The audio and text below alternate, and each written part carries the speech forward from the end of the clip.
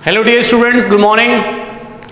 बच्चों, आप लोग स्टडी कर रहे होंगे प्रॉपर तरीके से, और जो भी आपको कंसेप्ट सिखाए जा रहे हैं बेटा, ये बहुत ही इंपॉर्टेंट कंसेप्ट्स हैं, बहुत ही इंपॉर्टेंट की पॉइंट्स हैं, बहुत ही इंपॉर्टेंट शॉर्ट ट्रिक्स हैं। तो आप अपने जीवन में उनको उतारें और प्रैक्टिस करें क्वेश्चंस की।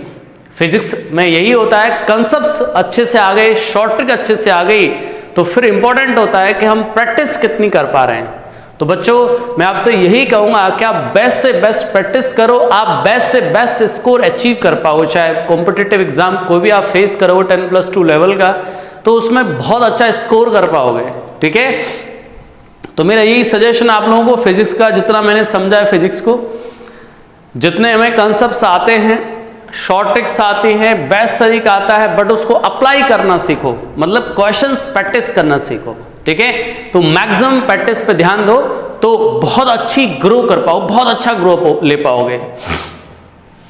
चलिए, तो बच्चों एक सेशन हमारा भी कंप्लीट हो रहा है। चार्ज के बारे में हमने पढ़ा, प्रॉपर्टीज ऑफ चार्ज, सही है, introduction of charge, properties of charge, फिर हमने इनके प्रोसेस, चार्जिंग मेथड्स पढ़े। इसके बाद हम लोगों ने कूलम्ब्स लॉ की वेक्टर फॉर्म, फिर इसके एप्लीकेशंस। ठीक है, लास्ट टाइम फिलहाल हमने कंप्लीट किया बेटा एक कॉमन पॉइंट से सस्पेंडेड चार्ज के इक्विलिब्रियम कैसे रहता है, इसके क्या कंसेप्ट्स होते हैं, एग्जाम में किस टाइप के क्वेश्चंस पूछे जाते हैं। आज बच्चों हम पढ़ने वाले हैं लिमिटेशंस ऑफ कूलम्ब्स लॉ। इसके बाद बेटा हमारा नेक्स्ट सेशन स्टार्ट होगा इलेक्ट्रिक फील्ड। हमारे जीवन में नया टॉपिक एंटर होगा, इलेक्ट्रिक फील्ड। ठीक है स्टूडेंट्स, तो बच्चों हम स्टार्ट कर रहे हैं limitations.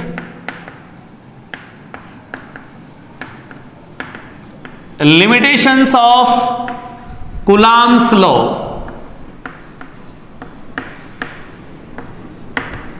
Coulomb's law, Coulomb's law की लिमिटेशंस क्या हैं? सर इसकी कुछ लिमिट हैं, जैसे मैंने आपको स्टेटमेंट में भी लिखाया था पॉइंट चार्ज के बारे में। तो ठीक है बच्चों, पॉइंट चार्ज के बारे में मैंने आपको जो स्टेटमेंट था कूलम्ब्स लॉ का, वहां पे भी बता दिया था कि भाई पॉइंट चार्ज के लिए वैलिड है। तो सबसे पहला जो बेटा इसकी लिमिटेशन है,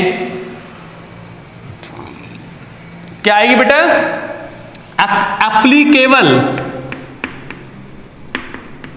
applicable only for point charges।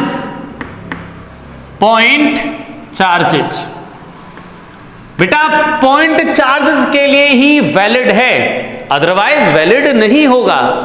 जैसे मैं एग्जांपल दूंगा, ठीक है, पॉइंट चार्जेस केस में सर कि जैसे मान लो बच्चा दो पॉइंट चार्ज हैं, एक यहां रखा है Q1 और एक चार्ज यहां है Q2, गैप R है, तो ये एक दूसरे को रिपेल करेंगे किसी पर्टिकुलर फोर्स F से।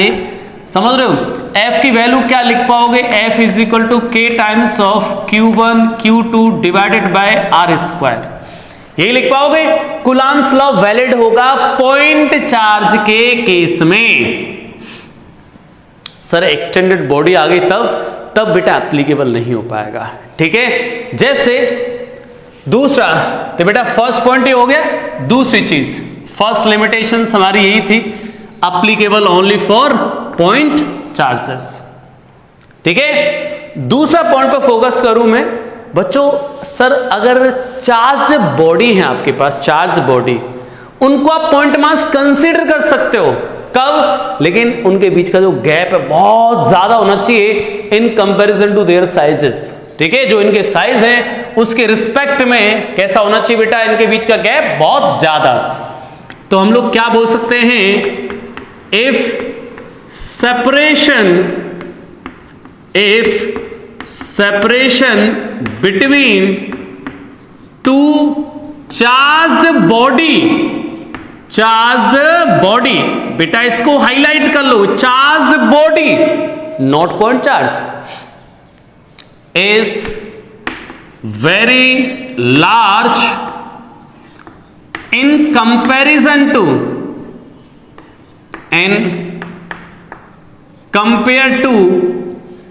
compared to their sizes, their size,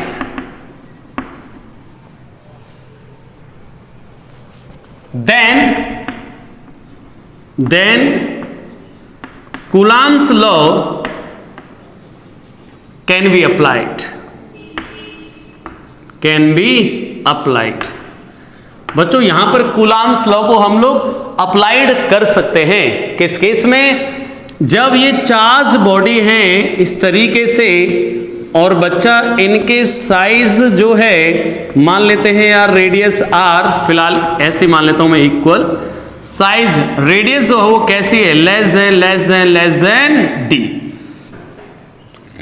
D is a gap between them. Suppose charge Q1 charge Q2, तो हम लोग चलो R1 R2 मान लो, सही है, ये क्या लिखते हैं हम लोग R1 और R2 दोनों से कैसा बेटा ये गैप बहुत लार्ज है, तो बच्चों हम लोग क्या कर सकते हैं, डायरेक्टली अप्लाई कर सकते हैं फॉर्मूला कि सर यहां पर जो फोर्स आएगा इनके बीच में K Q1 Q2 divided bye D square. समझ रहे हो, यानी कि इनके बीच का जो गैप है बच्चों वो इनके साइजेस के कंपेयर में बहुत ज्यादा है, तो हम लोग वहां पे हम लोग डायरेक्टली इस तरीके से फॉर्मूला लगा सकते हैं, ठीक है। लेकिन एप्लीकेबल किसके लिए है, ओनली फॉर पॉइंट चार्जेस, ठीक है, पॉइंट चार्जेस। बहुत शानदार, ठीक कि सर अगर मैं इसी पॉइंट को थोड़ा सा एक्सटेंड करूं, इसमें नोट लगा के अगर मैं कुछ बात पूछूं आपसे, देखो ध्यान से कि सर अगर ये गैप कम हो तो क्या होगा। बच्चों ऐसे मान लो आप लोग दो पॉइंट चार्ज से Q1 and Q2, point charge gap D, तो इनके बीच में मान लेते हैं फोर्स लग रहा है F, कितना फोर्स एक्सर्ट हो रहा है बेटा F, क्लियर। यही चार्ज बेटा मैंने बॉडीज पर स्प्लिट कर दिया, बॉडीज पर स्प्लिट कर दिया। अब क्या होता है बेटा, यहां पर जो पॉजिटिव चार्ज है, तो ये पॉजिटिव चार्ज क्या होता है, जब इनको जब क्लोज लेके आओगे बेटा, देखो यहां पे D ऐसा मैं मान के चल रहा हूं कि सर ये D जो है वो साइज के कंपेयर में बहुत ज्यादा लार्ज नहीं है, तो उस केस में क्या होता है कि ये जो पॉजिटिव चार्ज Q1 है बेटा वो मैक्सिमम दूर रहने की कोशिश करता है, ठीक है। यहां से भी रिपल्शन की वजह से क्या हो जाता है ये चार्ज, तो एक्चुअल में क्या होता है बेटा इनके बीच में जो डिस्टेंस है आर, इफेक्टिव डिस्टेंस जो है वो इंक्रीज कर जाती है। क्यों, रिपल्शन की वजह से इनके सेंटर्स के बीच का जो डिस्टेंस है वो इंक्रीज हो जाता है, तो इनके बीच में लगने वाला जो फोर्स होगा बेटा F डैश, वो क्या कर जाएगा, इस वाले फोर्स से कम हो जाएगा, यानी R dash effective distance increase then F dash less than F, okay, ये हो जाएगा। अगर सेम सिचुएशन में ये कर देता कि सर एक पर पॉजिटिव चार्ज है एक पर नेगेटिव चार्ज है, तो बच्चों अब क्या हो जाता है, इनके बीच में थोड़ा अट्रैक्शन हो जाता है, तो ये चार्ज जो है वो इधर आ जाते हैं, ठीक। क्या होता बेटा यहां पर जो इनके बीच में जो इफेक्टिव डिस्टेंस है वो डिक्रीज कर जाती, तो फोर्स क्या कर जाता है बच्चों F डैश, ये ठीक है, ये क्या कर जाता बेटा F डैश इंक्रीज हो जाता है F से, ठीक है। तो ये डिफरेंस आ जाता है बॉडीज के केस में और पॉइंट चार्जेस के केस में, ठीक है। तो बच्चों मैंने आपको ये कुछ इंपॉर्टेंट पॉइंट्स बताए, ठीक है। चलिए तो अगर मैं बात करूं बेटा, इसी में बहुत सारे पॉइंट, एक दो पॉइंट पे और डिस्कस करूंगा मैं। सबसे पहला पॉइंट देखो बेटा, applicable only for point charges, clear है बिल्कुल, ठीक है। सर पॉइंट चार्ज पर ही एप्लीकेबल होगा, लार्ज चार्ज पर एप्लीकेबल नहीं होगा। लार्ज चार्ज पर अप्लाई हो सकता है in case of separation between the bodies is very large in compare to the size of the bodies, उस केस में हम लोग अप्लाई कर सकते हैं, ठीक है, अप्लाई हो रहा है। लेकिन सर साइज कम है तो प्रॉब्लम आ जाएगी, देखो positively charge and effective distance repulsion की वजह से बढ़ जाएगा, फोर्स कम हो जाएगा, नेट फोर्स। यहां भी इफेक्टिव डिस्टेंस बेटा डिक्रीज कर गया, फोर्स बढ़ गया, तो यहां पे ये वैलिड नहीं है, ठीक है। चलिए अब मैं कुछ एक दो एग्जांपल और लेता हूं इसमें, तो इसको हटाते बेटा। चलिए बात करते हैं यार नेक्स्ट इसी के अंदर, इसका एक पिक ले लेते हैं भाई। चलिए अब बच्चों मैं बात करता हूं कुछ केसेस इसके अंदर ही कि सर बॉडी पॉइंट चार्ज नहीं होगा तो वहां वैलिड नहीं होगा, ये बात तय है। कोई एक्सटेंडेड बॉडी आ गई तो फिर मैं कैसे वहां पे इसको अप्लाई करूंगा, ठीक है। इनको हटाते हुए यहां से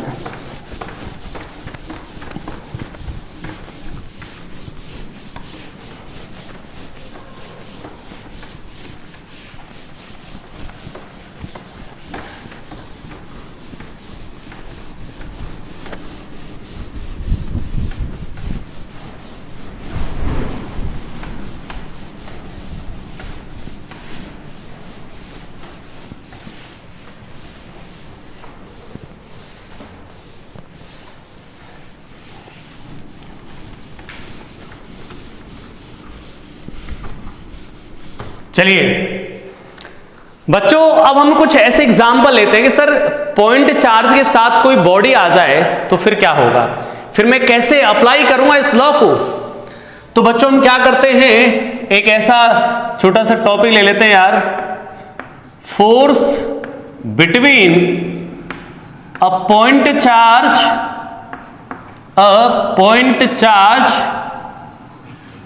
and N extended object,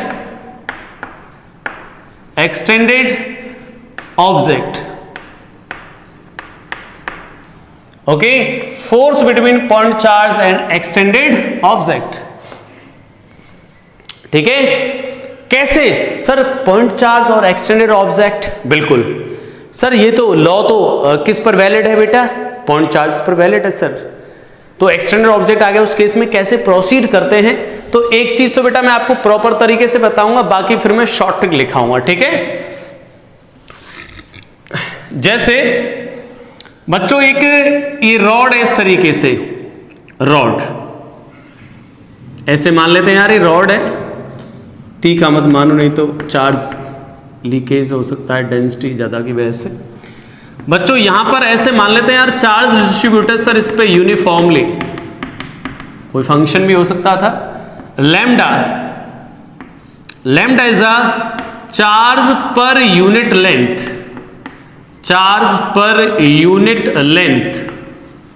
clear, और लीनियर चार्ज डेंसिटी, ओके, मतलब बेटा यूनिट लेंथ का चार्ज दैट इज लैम्डा, और इनके बीच का जो गैप है, इनके बीच में जो गैप है बच्चों वो L है, गैप L, ठीक है, L डिस्टेंस है, और एक पॉइंट चार्ज रखा है यहां से R0 डिस्टेंस पर, पॉइंट चार्ज Q0। हमें पूछा है force between this rod and point charge क्या होगा। देखो force between a point charge and extended object, तो सर ये लॉ तो सिर्फ पॉइंट चार्ज पर वैलिड है, तो बच्चों यहां पर एक तो पॉइंट चार्ज नजर आ रहा है आपको, बट इधर कोई पॉइंट चार्ज नहीं है।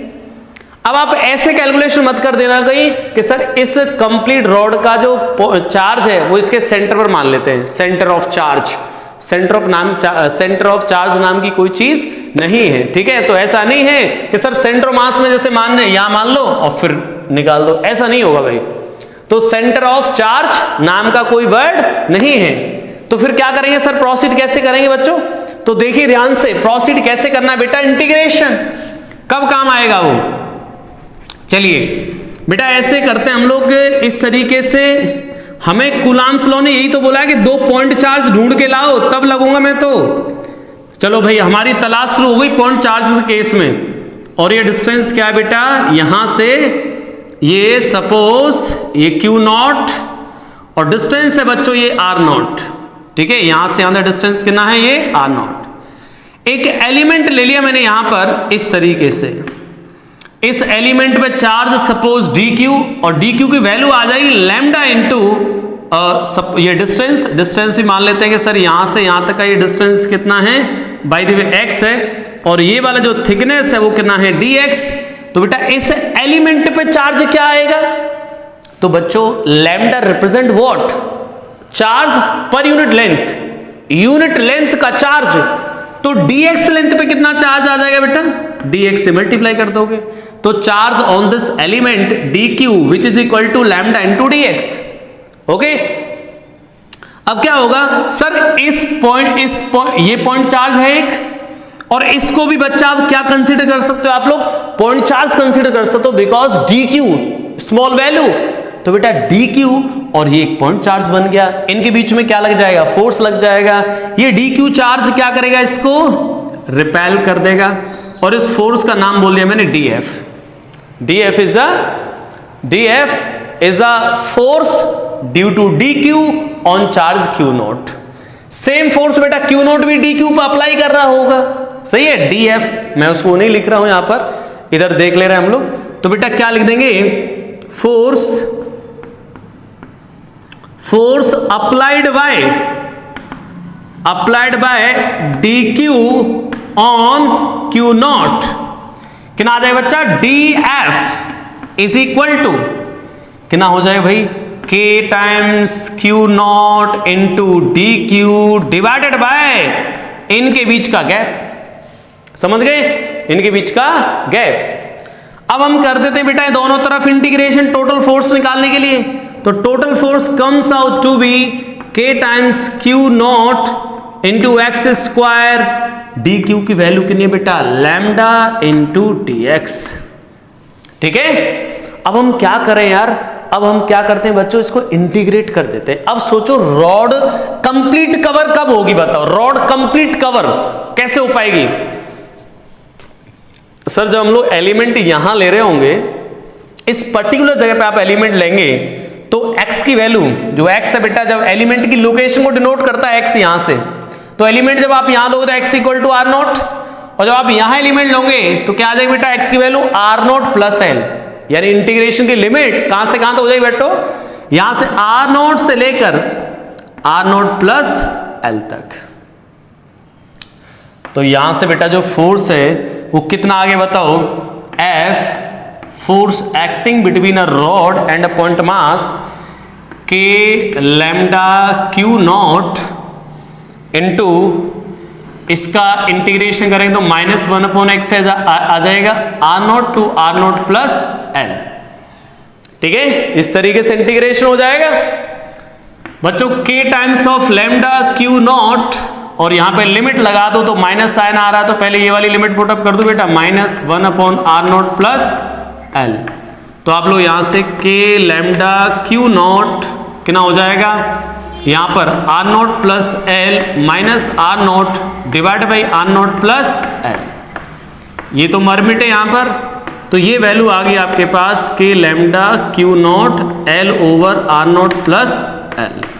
ठीक है, ये आ गया बेटा force acting between a rod and a point charge.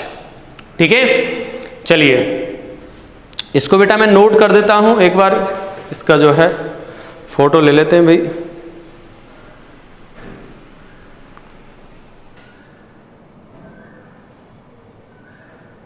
चलिए, तो अब बच्चों मैं आपको कंसेप्ट कुछ डायरेक्ट लिखाऊंगा क्योंकि टाइम तो कंपटीशन का है। ठीक है, इंटीग्रेट थोड़ा करेंगे बार बार यार, हटा दें यहां से। चलिए, तो बेटा यहां कूलॉम्स लॉ को हमने वैलिड कराया, बट उसके लिए एक तरीका अलग चुना। हमने पहले के जो एक्सटेंडेड बॉडी था उसमें से कुछ पर्टिकुलर चार्ज कंसीडर कर लिया डी क्यू, और डी क्यू और क्यू नॉट कैसे कंसीडर हो गए बेटा, पॉइंट चार्ज, तो हमने अप्लाई कर दिया लॉ, समझ लो। फिर इंटीग्रेशन की हेल्प से कंप्लीट रॉड और पॉइंट चार्ज के बीच फोर्स निकाल दिया। ओके, चलिए बच्चों लिमिटेशंस की बात ही कर रहे हैं हम लोग, लिमिटेशंस की बात कर लेते हैं यार थोड़ी सी और। मतलब आप ये कह सकते हो बेटा कि पॉइंट चार्ज, हालांकि डायरेक्टली ऐसा नहीं है कि एक्सटेंडेड बॉडी और पॉइंट चार्ज लॉ लगा दो, क्या करना पड़ेगा बेटा, वहां पर इंटीग्रेशन की हेल्प से हम लोग निकाल सकते हैं। ठीक है, पॉइंट चार्ज और बॉडी के बीच में फोर्स। ओके, चलिए कुछ कंसेप्ट और सिंपल। अब बेटा मैं कुछ कंसेप्ट लिखाऊंगा डायरेक्ट, इंटीग्रेशन नहीं करेंगे हम लोग बार बार, यहां पर कंसेप्ट देखेंगे बच्चों। अब कोई वायर आ गया, वायर मान सकते हो, रॉड मान सकते हो, ठीक है, इस पर चार्ज डिस्ट्रीब्यूट है, ऐसे चार्ज स्प्लिट हो रखा है, positive charge lambda, lambda is a charge per unit length, charge per unit length. Okay बच्चों, यहां से आर नॉट डिस्टेंस पर एक चार्ज रखा है बच्चा क्यू नॉट, और इस वायर के जो दोनों एंड है बेटा इन्होंने कुछ एंगल बना रखा है यहां पर, सपोज दिस एंगल अल्फा और this angle beta. Clear? Force पूछ रहा है कि यार इस वायर और पॉइंट चार्ज के बीच में सर कितना फोर्स लगेगा, तो बेटा मैं अब इंटीग्रेशन वाला प्रोसेस जो मैंने अभी आपको समझाया था वो नहीं बता रहा हूं, बिकॉज उसकी अभी कोई रिक्वायरमेंट हमें नहीं है। इंपॉर्टेंट ये है इसके रिजल्ट्स और उनके एप्लीकेशन। ठीक है, तो यहां पे फोर्स कैसे लगता है बेटा, यहां पर अगर ये पॉजिटिव चार्ज है तो बेटा एक कंपोनेंट तो आता है फोर्स का इस डायरेक्शन में, इसको बोलते हैं हम लोग परपेंडिकुलर कंपोनेंट्स। परपेंडिकुलर मतलब इस वायर के परपेंडिकुलर, ठीक, और एक कंपोनेंट आता है इसके पैरेलल, एफ पैरेलल। क्लियर? अब जो परपेंडिकुलर कंपोनेंट आता है इसकी वैल्यू आती है K lambda R not sine alpha plus sine beta. This is perpendicular component, और पैरेलल कंपोनेंट आता बेटा K lambda R not cos alpha minus cos beta, ये होता है। ठीक है, इस तरीके से दो कंपोनेंट आते हैं और बेटा ये किसकी हेल्प से निकाले जाते हैं, with the help of integration. Okay, चलिए अब हम बात करते हैं सर इनके यूजेस, थोड़े थोड़े यूज सीख लेते हैं। अगर बेटा यही चार्ज पॉजिटिव की जगह नेगेटिव हो जाता तो हमारे कंपोनेंट्स कैसे हो जाते, फिर मान लेते हैं सर इसकी जो पोलैरिटी है वो नेगेटिव हो गई और चार्ज यहां पर बेटा कैसा है, पॉजिटिव, तो आप समझ जाओगे कि यहां पर सर अट्रैक्शन होना है। आप क्या होना है भाई, अट्रैक्शन। तो एक कंपोनेंट आता बेटा इधर एफ परपेंडिकुलर और एक आ जाता इस तरफ एफ, मतलब बोल लेते इधर भी लिख सकते हैं एफ एल्फा और ये बीटा। ठीक है, इस तरीके से, या कंपोनेंट की जो पोलैरिटी है ना, कंफ्यूज मत होना, ये पोलैरिटी करते हैं, इसका भी कारण बताऊंगा। ठीक है बच्चों, ऐसे अब देखो ये मैंने पोलैरिटी इस तरीके से अज्यूम कर रखी है, बाय द वे गलती से ये वैल्यू नेगेटिव आ जाए। नेगेटिव का मतलब बेटा ये कंपोनेंट इस डायरेक्शन में न होके कैसा है, इस डायरेक्शन में है, इसमें कौन सी बड़ी बात है यार। ठीक है, चलिए अब बच्चों इन पे क्या करते हैं हम लोग, कुछ स्पेशल केस बना देते हैं। स्पेशल केसेस, स्पेशल केसेस क्या सर, कि जब इनकी लेंथ, कुछ स्पेशल केस, कुछ डिस्कशन इनके बारे में, कि सर इसकी लेंथ लार्ज हो जाए, लेंथ लार्ज, ये इन्फिनिटी और ये इन्फिनिटी, तो यहां से आर नॉट डिस्टेंस पर कोई चार्ज रखते हैं हम लोग क्यू नॉट, तो इस पर फोर्स कितना आएगा सर। बच्चों ये इनफाइनाइट का मतलब ये मत समझ लेना कि ये सर दूसरे प्लैनेट पे पहुंच गया और ये किसी तीसरे प्लैनेट पे पहुंच गया, इतनी लेंथ है गैस की, नहीं ऐसा नहीं है। ठीक है, क्या है बेटा कि इसकी जो लेंथ है ना वो इस आर नोट की कंपेयर में लार्ज है। मतलब सर कैसे बच्चा, अगर ऐसा मान लो ये 1 millimetre, R naught is 1 millimetre, अगर if length of wire 1 metre, तो 1 मीटर और 1 मिलीमीटर में बेटा 1 मिलीमीटर के लिए तो ये 1 मीटर ही इनफाइनाइट की तरह कंसीडर होगा। ठीक है, तो ऐसा मत सोच ले अगर उस इनफाइनाइट बोल रहा है तो इनफाइनाइट का मतलब इधर उधर पता नहीं कितने प्लैनेट से पास हो जाएगा ये वायर, ऐसा बिल्कुल नहीं है। ठीक है, मतलब ये लेंथ इस आर नोट के कंपेयर में बेटा कैसी है, लार्ज है। लार्ज मतलब मिलीमीटर में, तो ये मीटर में है। ठीक है, इस तरीके से। तो बच्चों जब इनफाइनाइट हो जाए तो इस केस में अल्फा और बीटा क्या कंसीडर होगा बेटा, अल्फा और बीटा अप्रॉक्सीमेटली 90 डिग्री। क्यों होगा 90 डिग्री भाई, जैसे यहां समझ लो बेटा, जैसे ये है ये, अब इसकी लेंथ ये बन गया एंगल, लेंथ बढ़ा दो एंगल बढ़ गया, लेंथ बढ़ा दो एंगल बढ़ गया, लेंथ बढ़ा दो एंगल बढ़ गया, तो अप्रॉक्सीमेटली कितना हो जाएगा बेटा ये इनफाइनाइट पर मतलब 90 डिग्री। तो हम लोग क्या बोलेंगे, alpha and beta both are taken as 90 degree if length is very large in comparison to R not. Okay, तो यहां पर जो फोर्सेस आ जाएंगे बेटा, एक कंपोनेंट तो इधर आएगा और ये वाला कंपोनेंट हो जाएगा जीरो। क्यों जीरो हो जाएगा बच्चों, समझ गए क्यों जीरो हो गया बेटा, क्योंकि अल्फा और बीटा सेम होते ही, अल्फा और बीटा सेम होते बेटा ये टर्म क्या आ गया, जीरो। तो सिर्फ और सिर्फ हमारे सामने फोर्स क्या बचा, इस डायरेक्शन में परपेंडिकुलर कंपोनेंट कितना आ जाएगा, 2k lambda divided by R not. सही है, 2k लैम्डा सर 2 कहां से आ गया बच्चों, sin 90 प्लस sin 90, अरे अल्फा 90 हो गया ना बेटा, बीटा भी 90 हो, sin 91 sin 91 1 प्लस 1 2 हो गया, तो 2k lambda by R not. बोलो क्लियर है यार, यस और नो, यस, खुद ही यस कर लिया, बिल्कुल मुझे पता है, भरोसा है, समझ आया होगा 100%।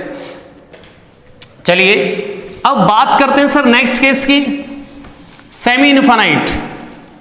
सेमी इनफाइनाइट कर लें तो क्या हो जाएगा sir, semi infinite, semi infinite कर दिया। सेमी इनफाइनाइट मतलब यहां से आर नॉट डिस्टेंस पर बेटा, और यहां पर है ये इंफिनिटी चार्ज, ये पॉजिटिव और लीनियर चार्ज डेंसिटी लैम्डा। यहां पर फोर्स कैसे लगेगा बेटा, एक कंपोनेंट तो आएगा इस डायरेक्शन में जिसको हम क्या बोल रहे हैं एफ परपेंडिकुलर, और एक कंपोनेंट आएगा इस डायरेक्शन में एफ पैरेलल। ओके सर, इन दोनों का रिजल्टेंट, अच्छा इस केस में एंगल क्या हो जाए बेटा, तो आप सोचो बेटा ये वाला एंगल अल्फा जो है बेटा, जब आप एक्सटेंडेड करोगे इस लेंथ को तो alpha increase increase increase increase increase कैसा हो जाए भाई 90 डिग्री। तो alpha taken as 90 degree and beta taken as 0। Sir ये बीटा 0 क्यों हो गया बेटा, बीटा 0 हो गया, सिंपल सी बात है यार, कौन सी दिक्कत है इसमें। तो देखो ये एंगल क्या था बीटा, अगर ये साइड लेंथ कम कर रहा हूं तो एंगल कम हो गया, और कम कर रहा हूं और कम हो गया, और कम हो गया, और कम हो गया, और कम हो गया, और 0 हो गया। ठीक है, तो बीटा कितना आ जाएगा 0 इस केस में। तो ये वैल्यू कितनी आ जाए बेटा, K lambda divided by R naught, this also K lambda divided by R naught. इन दोनों का जो रिजल्टेंट है इस डायरेक्शन में आ जाएगा बेटा कितने एंगल पर, 45 डिग्री पर, because both component are same. तो यहां पर नेट फोर्स आ जाएगा इस पर, चार्ज Q नॉट पर जो फोर्स लग रहा है, अच्छा Q नॉट और यहां से भगा दिया क्या, Q नॉट, और कहीं गलती तो नहीं कर दी, यहां पर Q नॉट, और यहां पर कितना था बेटा Q नॉट, और इसके साथ Q नॉट, ठीक है, चार्ज Q नॉट। ओके, ये हो जाएगा। तो नेट निकाल दोगे, नेट क्या आ जाए बेटा, रूट कर देंगे दोनों का, अरे समझ जाओगे नेट। अच्छा एक केस और देख लें इसमें, फर्स्ट ये है बेटा, समझ रहे हो, अब नेक्स्ट देख ले लास्ट, इसमें यहां पर लास्ट केस बेटा ऐसे कि मान लो सर इस तरीके का डायग्राम हो ये, और यहां से इधर चार्ज रखा हो, इस केस में क्या होगा, तो हम लोग क्या करेंगे बेटा, डिस्टेंस आर नॉट तो हमें ये लेनी है, हमें ये डिस्टेंस ना दी हो तब भी हमें आर नॉट तो ये है ना हमारे डेरिवेशन के अंदर। बेटा डेरिवेशन में जो डिस्टेंस है वो क्या है, इस वायर के परपेंडिकुलर। तो सर ये वायर तो यहीं तक था केवल, तो इसको एक्सटेंड कर लेंगे बेटा, यहां से perpendicular distance that is or not, इस लाइन के साथ ये एंगल अल्फा और ये एंगल बीटा, क्लियर। तो alpha taken as positive angle, positive alpha, और beta is minus beta. Minus beta क्यों सर, बेटा बीटा का सेंस देखो, बीटा इधर था, अल्फा इधर था, बीटा इस तरफ था डेरिवेशन के अंदर, इस साइड, इस साइड। अब किस साइड आ रहा देखो ऐसे, तो यहां पर हम लोग जो फॉर्मूला पुटअप करेंगे अपने, उनमें बेटा अल्फा को प्लस अल्फा के साथ और बीटा को माइनस बीटा के साथ पुटअप करोगे, ठीक है, तो ये फॉर्मूले आ पाएंगे, समझ रहे हो बेटा। इन्हीं फॉर्मूले के अंदर हम लोग अल्फा को प्लस के साथ और बीटा को माइनस के साथ पुटअप करेंगे, तो यहां वाले केस में हमें रिजल्ट ऑब्टेन होगा, ठीक है। चलिए बच्चों इसको नोट कर लेते हैं, और एक लास्ट और सिखा रहा हूं इसमें कंसेप्ट, लास्ट कंसेप्ट और देख लीजिएगा ध्यान से।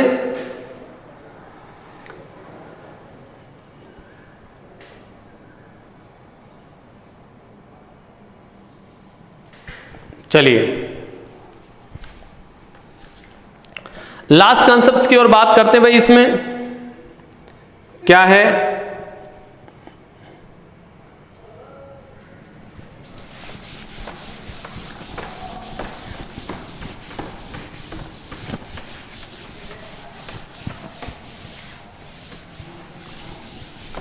अब बेटा आपको ये रिजल्ट याद रखने हैं, जो स्टैंडर्ड रिजल्ट्स हैं, आगे इलेक्ट्रिक फील्ड में भी आएंगे, आगे जब हम लोग इलेक्ट्रिक फील्ड पढ़ेंगे वहां भी आएंगे ये, तो फॉर्मूला रिजल्ट याद रखेंगे। दो रिजल्ट ही तो याद रखने यार, ये perpendicular F perpendicular F parallel, समझ रहे हो।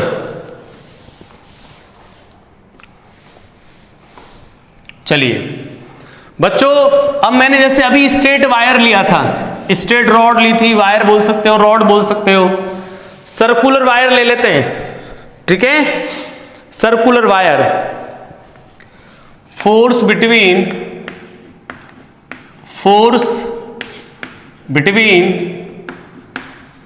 Circular charged arc and point charge, clear. Point charge और सर्कुलर आर्क, इनके बीच में फोर्स देखना है मुझे। चलिए देख लेते हैं भाई, कौन सी बड़ी दिक्कत है। डेरिवेशन की जरूरत नहीं बेटा यहां पर, सही है। मैं कंसेप्ट लिखा दूंगा डायरेक्टली। देखो ये कंसेप्ट है, ये मान लेते हैं चार्ज्ड ये आर्क, पॉजिटिव चार्ज, और बेटा ये इसका सेंटर, यहां पर एक चार्ज रखा है Q0। एक लाइन ड्रॉ कर दी जो इस कंप्लीट पार्ट को दो सेगमेंट में θ/2 θ/2 दो इक्वल पार्ट्स में डिवाइड कर रही है। तो बेटा इस पर लीनियर चार्ज डेंसिटी मान ली लैम्डा, रेडियस r। बच्चों ये आर्क जो है इस Q0 पे धक्का देगा इस साइड, जिस फोर्स की वैल्यू आ जाएगी 2 times of k lambda divided by r sine θ/2। Okay, ये आ जाएगा, ठीक है। अगर हम लोग बात करें इसकी कि सर ये पॉजिटिव चार्ज और बच्चों यहां पर नेगेटिव चार्ज होता बेटा, तो क्या फर्क पड़ जाता बताओ। नेगेटिव होता तो सर इसको अपनी ओर अट्रैक्ट कर लेता, और क्या डिफरेंस आता है इसमें, दिस θ/2 और θ/2 ऑल्सो माइनस Q0, तो इसको अट्रैक्ट कर लेता, ठीक है। ये आ जाता फोर्स इनके बीच में, वैल्यू तो वही रहती 2k lambda Q0 divided by r into sine θ/2। बेटा यहां पर Q0 और है, 2k लैम्डा इंटू लोग Q0 यहां लिख दे रहे हैं, ठीक है। ये आ जाएगा फोर्स। बच्चों ये पॉजिटिव है तो धक्का दे देगा, और नेगेटिव है तो इसको ये खींच लेगा अपनी तरफ। इसमें इंपॉर्टेंट ये होता है बेटा कि ये जो फोर्स लगेगा वो इस कंप्लीट सर्कल को, कंप्लीट आर्क को दो इक्वल पार्ट में डिवाइड करेगा। मतलब अगर सर ये पॉजिटिव है तो ऐसे फोर्स कर देगा, पुश कर देगा इसको हाफ पार्ट में डिवाइड करता हुआ, और ऐसे इस तरीके से बेटा ये नेगेटिव है तो इसको इधर अटैक कर लेगा हाफ पार्ट में डिवाइड करता हुआ θ/2 इस तरीके से हमें ध्यान रखना है। जैसे फॉर एग्जांपल मैं एक दो क्वेश्चन की बात करूं, इलेक्ट्रिक फील्ड के अंदर भी ये चीजें आएंगी। तो बेटा जैसे हम एक सिंपल क्वेश्चन की बात करें सर, ये मान लेते हैं कि सर यहां पर ये यहां से हटाए थे इसको, ये एक चार्ज बॉडी है यहां पर Q0, ये लीनियर चार्ज डेंसिटी लैम्डा, यहां पर भी लैम्डा है, यहां भी लैम्डा है। यहां पर पूछा बेटा नेट फोर्स क्या लगेगा, इसकी रेडियस मान लेते हैं r और इसकी रेडियस है 2r। ओके, बोला नेट फोर्स ऑन Q0 क्या आएगा। तो बेटा दो आर्क हैं, दोनों आर्क क्या करेंगे सर, इनका नेचर पॉजिटिव है या नेगेटिव है, ठीक है। तो क्या करेंगे बेटा, ये जो पॉजिटिव है वो तो इधर पुश करेगा इसको, तो और ये जो पॉजिटिव है वो इधर धक्का देगा, समझ रहे हो। तो छोटे वाले की वजह से तो फोर्स आएगा डाउनवर्ड, कितना आएगा sir 2k lambda Q0 divided by r sine θ/2। तो टोटल आर्क एंगल, भाई θ/2 क्या होता है बेटा, हाफ एंगल। तो यहां पे टोटल 180 है तो हाफ कितना आ जाएगा बेटा 90, तो 90 पुटअप कर दोगे। अरे भाई θ/2 क्या रिप्रेजेंट कर रहा है, जो आर्क एंगल है बेटा उसका आधा, ठीक है। चलिए अब हम बात करें सर, ये बड़ा वाला जो आर्क है वो इधर धक्का दे रहा होगा, कितने फोर्स से 2k lambda divide by 2r into sine 90 degree. कौन ज्यादा हुआ दोनों में से, ये सर ज्यादा होगा और ये कम होगा। नेट फोर्स किधर आ जाए बेटा इस डायरेक्शन में, तो नेट फोर्स आ जाए बेटा डाउनवर्ड डायरेक्शन में। कितना लिख दोगे आप लोग नेट फोर्स, इसमें से इसको सबट्रैक्ट कर लें तो k lambda Q0 divided by r, यहां पर sin 91 तो क्या बचा बेटा 2 यहां बचा और यहां 1 बचा, समझ रहे हो। तो ये आ जाएगा फोर्स, समझ रहे हो। इस तरीके से हम लोग फोर्स निकाल पाएंगे, समझ रहे हो बच्चों।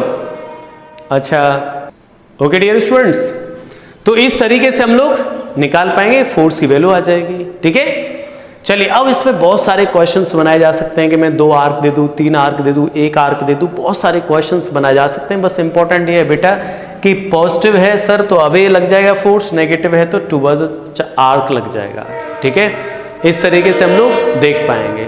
ठीक है बच्चों, चलिए अब बेटा हमारा जो नेक्स्ट टॉपिक है वो स्टार्ट होगा इलेक्ट्रिक फील्ड। कौन सा टॉपिक है बेटा? Electric field. ठीक है, तो आज के लिए मैं इतना ही कंप्लीट कर रहा हूं बेटा। नेक्स्ट जो टॉपिक पढ़ेंगे हम लोग इलेक्ट्रिक फील्ड पढ़ेंगे, समझ रहे हो?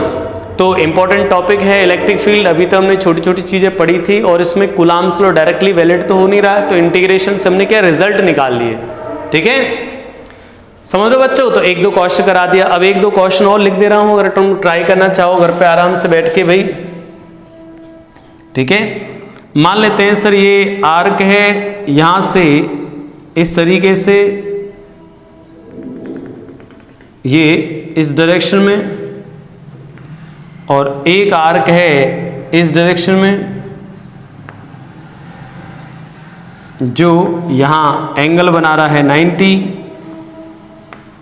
और ये पॉजिटिव चार्ज यहां Q0 रख दिया बेटा, रेडियस है 2r, रेडियस r लैम्डा। ठीक है, कितना फोर्स आएगा इस Q0 पर, कैसे निकालोगे बच्चों? लैम्डा लैम्डा, और ऐसा मान लेना ये चार्ज भी सर नेगेटिव चार्ज है, नेगेटिव चार्ज है, इस पे फोर्स कितना आएगा? तो आप क्या करोगे बेटा, कैसे निकालोगे इस फोर्स की वैल्यू, कैसे कैलकुलेट करेंगे हम लोग फोर्स? देखो ये पॉजिटिव है तो ये इधर फोर्स लगा देगा, और ये नेगेटिव है सर तो इसको अपनी तरफ अट्रैक्ट कर लेगा, तो दोनों फोर्स किस डायरेक्शन में चले जाएंगे? डाउनवर्ड डायरेक्शन में। ठीक है, तो हम लोग इसकी वजह से फोर्स लिख देंगे, और इसमें हाफ एंगल कितना बेटा? 45, इसमें हाफ एंगल कितना है? 90 डिग्री। कर पाओगे? समझ रहे हो? चलो कर सकते हैं आसानी से। ठीक है, चलिए तो बेटा इसके जो क्वेश्चंस आएंगे वो इलेक्ट्रिक फील्ड में कराऊंगा मैं। अभी तो हमने फोर्स देखा है, तो हम लोग इसके जो क्वेश्चंस हैं इस पर बेस्ड वो हम लोग इलेक्ट्रिक फील्ड में देखेंगे। ठीक है, चलिए स्टूडेंट्स, तो हम लोग नेक्स्ट क्लास में स्टडी करेंगे बेटा जो है इलेक्ट्रिक फील्ड वाला जो टॉपिक है, इंपॉर्टेंट टॉपिक है बेटा, बहुत ही इंटरेस्टिंग टॉपिक है इलेक्ट्रिक फील्ड, उस पर काम करेंगे। तो हमारा कूलम्ब्स लॉ हमने अब कंप्लीट कर लिया है। चलिए students, okay, thank you for watching.